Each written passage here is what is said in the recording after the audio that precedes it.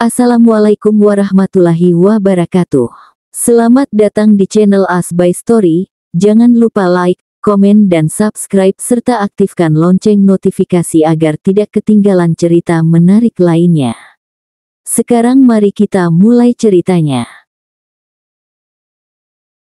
Hari ini Vela akan bimbingan skripsi dengan Bu Resti. Vela berjalan menuju ruangan Bu Resti dan mengetuk pintu ruangan tersebut. Masuk. Vela membuka kenop pintu dan menutupnya kembali dan berjalan ke arah meja Bu Resti yang sedang melihat laporan mahasiswa. "Buk, saya mau bimbingan judul skripsi saya sama Ibu," ucap Vela sopan kepada dosennya itu. Bu Resti menoleh ke depannya dan melihat Vela, dan mengulurkan tangannya di hadapan Vela, membuat gadis tersebut bingung ke arah dosennya itu. "Mana judul skripsi kamu?" ketus Bu Resti kepada Vela. "Ini Bu," ucap Vela ke arah Bu Resti. Vela merasa dongkol di dalam hatinya melihat dosennya itu. "Kamu ada hubungan apa sama Gemilang?" tanya Bu Resti menyebutkan nama Gemilang tanpa menyebutkan embel-embel Pak. "Maksudnya Bu," ucap Vela. Kenapa Bu Resti menanyakan hubungannya dengan Pak Gemilang? Toh itu kan bukan urusannya Bu Resti. "Saya tanya sekali lagi, ada hubungan apa kamu dengan Pak Gemilang?" tanya Bu Resti tambah ketus kepada Vela. "Saya tidak punya hubungan apa-apa kok Bu sama Pak Gemilang," ucap Vela berbohong. Dia memang menyembunyikan statusnya sebagai calon tunangan Pak Gemilang untuk sementara sampai mereka menikah. "Bagus kalau begitu, saya hanya memperingati kamu. Tidak usah dekat-dekat dengan calon suami saya," ucap Bu Resti sinis. Vela yang mendengar ucapan Bu Resti, hanya tertawa di dalam hatinya. Pede sekali dosennya itu mengaku sebagai calonnya Pak Gemilang. "Judul skripsi kamu sudah saya setujui, silahkan keluar," ucap Bu Resti ketus kepada Vela. "Baik, kalau begitu saya permisi Bu," ucap Vela sopan ke arah dosennya itu. Vela berjalan keluar dari ruangan Bu Resti dengan perasaan dongkol, melihat tingkah laku yang tidak mencerminkan sebagai dosen itu. Vela mengambil ponselnya yang bergetar di celana jeans yang dia pakai dan melihat si penelepon ternyata calon suaminya. Tanpa menunggu lama Vela menekan tombol hijau di layar ponselnya. "Halo," saut Gemilang dari seberang telepon. "Halo," balas Vela. "Ke ruangan Mas sekarang," ucap Gemilang. "Tut tut tut." Vela mendengus kesal sama Pak Gemilang yang langsung mematikan sambungan sebelum Vela menjawab ucapan Pak Gemilang. Vela berjalan menuju ruangan calon suaminya itu. Vela membuka kenop pintu ruangan Pak Gemilang setelah mengetuk pintu tersebut terlebih dahulu. Vela melihat Rere yang duduk di sofa ruangan Pak Gemilang. "Lo ngapain di sini, Re?" tanya Vela bingung. "Lo lupa ya, Pak Gemilang kan pembimbing skripsi gua," ucap Rere malas. Vela hanya menggaruk tekuknya yang tidak gatal. Vela lupa kalau sahabatnya itu mendapatkan Pak Gemilang sebagai dosen pembimbing skripsinya. Vela mendudukkan bokongnya di samping Rere dan melupakan keberadaan Pak Gemilang yang hanya menatap kedua gadis tersebut yang malah asik berbicara. Gemilang mencoba mengalihkan perhatian Vela ke arah dirinya. Maaf Pak, ada apa ya Pak, Bapak manggil saya ke sini?" tanya Vela formal kepada dosennya itu. "Kenapa manggil Bapak?" tanya Gemilang ke arah gadisnya. "Lah kan Bapak dosen saya kalau di kampus," ucap Vela. "Kalau di luar kampus?" goda Gemilang ke arah Vela yang memerah mendengar perkataannya. Saya masih di sini ya Pak," sindir Rere yang menjadi obat nyamuk pasangan tersebut. Gemilang langsung menormalkan raut wajahnya kembali datar. "Judul skripsi kamu sudah bagus, dan kamu boleh pergi," usir Gemilang kepada sahabat gadisnya itu yang terlihat sangat kesal. "Iya deh Pak, yang lagi kasmaran mah beda," sindir Rere ke arah dosennya itu yang hanya menatap dirinya datar. "Vel, gua pulang dulu ya," ucap Rere menepuk bahu Vela pelan dan keluar dari ruangan Pak Gemilang. Setelah Rere keluar, Gemilang menatap Vela yang masih berdiri di hadapannya. "Bapak ngapain manggil saya ke sini?" tanya Vela lagi menatap Pak Gemilang kesal yang tidak menjawab pertanyaannya. Vela menatap Pak Gemilang yang tetap diam dan tidak menjawab ucapannya. Vela merasa kesal ke arah calon suaminya itu yang malah menatap dirinya intens. "Mas," kesal Vela. Gemilang tertawa kecil melihat Vela yang terlihat kesal karena dirinya tak kunjung menjawab ucapan Vela. "Vela," ucap Gemilang ke arah Vela yang masih kesal dan tidak membalas sautannya. Gemilang hanya tersenyum ke arah Vela yang ingin membalas dendam kepada dirinya. "Sayang," ucap Gemilang, yang membuat Vela langsung menatap dirinya dengan wajah yang memerah karena panggilannya tersebut. "Mas manggil aku apa?" tanya Vela ke arah Pak Gemilang yang tersenyum. "Sayang," ulang Gemilang lagi. "Tumben," ucap Vela menatap calon suaminya itu. "Emang nggak boleh?" tanya Gemilang. "Ya bolehlah, malahan aku senang," ucap Vela girang. Gemilang hanya menggelengkan kepalanya heran melihat Vela. "Ya udah kalau gitu kita pergi sekarang," ucap Gemilang bangkit dari duduknya menghampiri Vela yang masih berdiri. "Emang mau kemana sih Mas?" tanya Vela bingung. "Kamu lupa, minggu depan kita bakalan tunangan," tanya Gemilang balik. "Lah, hubungannya kita pergi sekarang ngapain Mas?" tanya Vela lagi, menatap Pak Gemilang yang hanya menatap dirinya yang masih kebingungan. "Kita mau pilih baju sama cincin buat acara tunangan kita sayang," ucap Gemilang lembut. "Bilang dari tadi kek Mas," ucap Vela. Gemilang dan Vela berjalan keluar dan berjalan menuju ke parkiran dengan berjalan beriringan. Gemilang hanya berjalan dengan memasang wajahnya dengan datar, sedangkan Vela hanya tersenyum manis di samping Pak Gemilang. Setelah sampai di mobil, Gemilang membukakan pintu mobil untuk Vela, dan berjalan mengitari mobilnya menuju kursi kemudi, dan masuk ke dalam mobilnya. Gemilang menjalankan mobilnya keluar dari parkiran kampus menuju butik untuk memilih baju untuk acara tunangan mereka. Seseorang yang melihat perlakuan Pak Gemilang yang sangat berbeda dengan Vela membuat dirinya mengepalkan tangannya dengan wajah marah. "Awas saja kamu Vela, saya akan buat Gemilang menjauh dari kamu." Seringai licik muncul di bibir yang dilapisi lipstik warna merah tersebut. Resti akan memikirkan rencana apa yang akan dilakukannya membuat Gemilang menjauh dari perempuan tersebut. Resti tak suka ambisinya dihalangi oleh orang lain, apalagi itu hanya mahasiswi di tempat dia mengajar. Resti menjalankan mobilnya keluar kampus, menuju rumahnya dengan pikiran jahat yang masih terencana di benaknya. Setelah melihat-lihat kebaya yang akan dia pakai saat acara tunangannya, pilihan Vela tertuju kebaya warna biru langit yang sangat bagus. "Mas, sini," panggil Vela ke arah Gemilang yang melihat-lihat baju batik. Gemilang berjalan menghampiri Vela dan berdiri di samping gadis tersebut. "Mas, aku mau kebaya yang itu," tunjuk Vela kepada kebaya pilihannya tadi. "Kamu ambil aja, sekalian pilih baju batik buat Mas ya," ucap Gemilang ke arah Vela. Vela dibantu pegawai butik tersebut memilih baju batik yang serasi dengan kebaya pilihannya. Setelah mendapat baju batik yang cocok dengan kebayanya, Vela memanggil Gemilang untuk membayar belanjaan mereka. Setelah memilih cincin buat acara tunangan mereka, Gemilang berjalan dengan jari tangan mereka yang saling menggenggam menuju restoran yang berada di mall. Mereka masuk ke dalam restoran Jepang, dan duduk di kursi yang masih kosong. Seorang pelayan restoran tersebut berdiri di samping meja mereka. Pelayan wanita tersebut tak hentinya menatap Gemilang kagum. Vela yang melihat itu menatap tajam pelayan tersebut yang hanya dibalas sinis. Vela merutuki pelayan tersebut di dalam hatinya yang tidak sopan sekali sama pelanggan, yang masih menatap Gemilang dengan genit. "Sayang kamu sudah mau pesan?"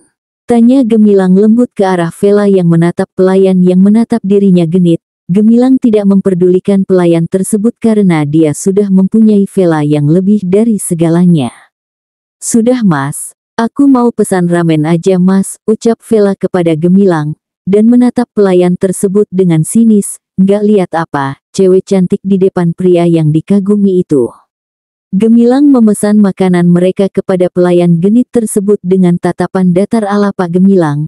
Vela sangat ingin tertawa melihat pelayan tersebut yang berusaha menggoda kalaunya itu dengan suara yang sedikit dia desahkan.